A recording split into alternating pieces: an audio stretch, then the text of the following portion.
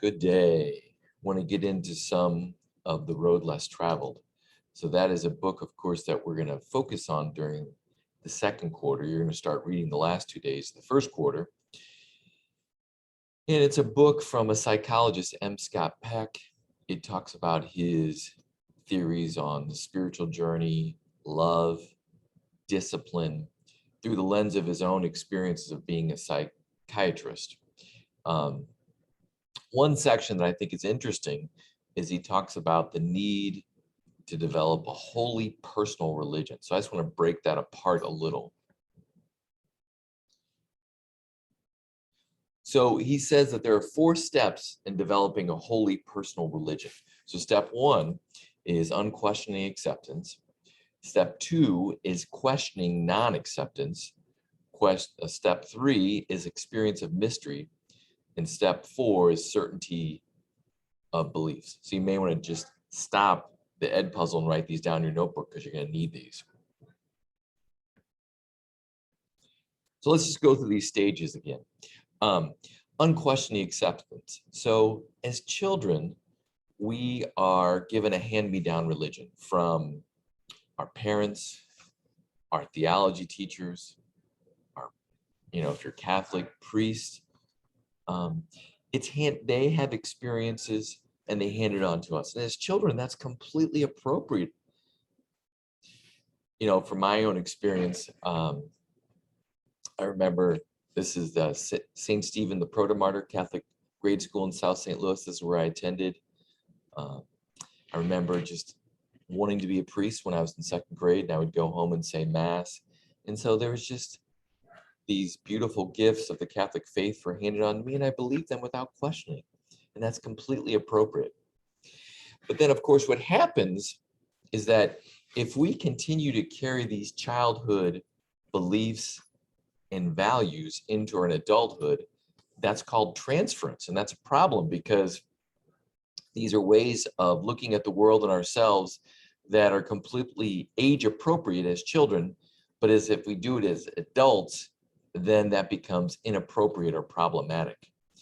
And what Peck would suggest is that we do this all the time, and that's when difficulties happen. In class, I think I shared with you already about the beliefs that I formed about marriage because of my parents' divorce, and I carried those childish notions into my own marriage, where I should avoid conflict at all costs and never argue, and how that became really problematic in my own marriage. That would be an example of transference. So the second stage, or the second step in development of wholly personal religion, is questioning non-acceptance. And so that is focused on questioning, skepticism. What it looked like for me in my own adolescence and later on is that I skipped liturgies. I stopped attending Mass.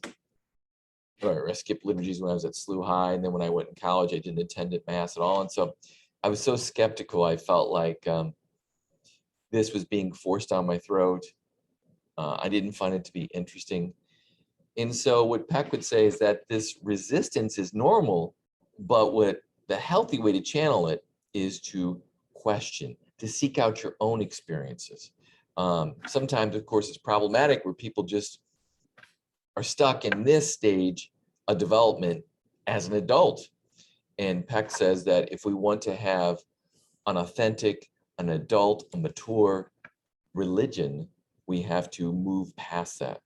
And he says it's step 3 is experience of mystery.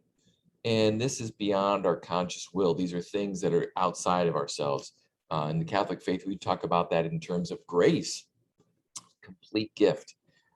We spoke about this in class about the little deaths that we experience, death of ideas. These are things that are given to us.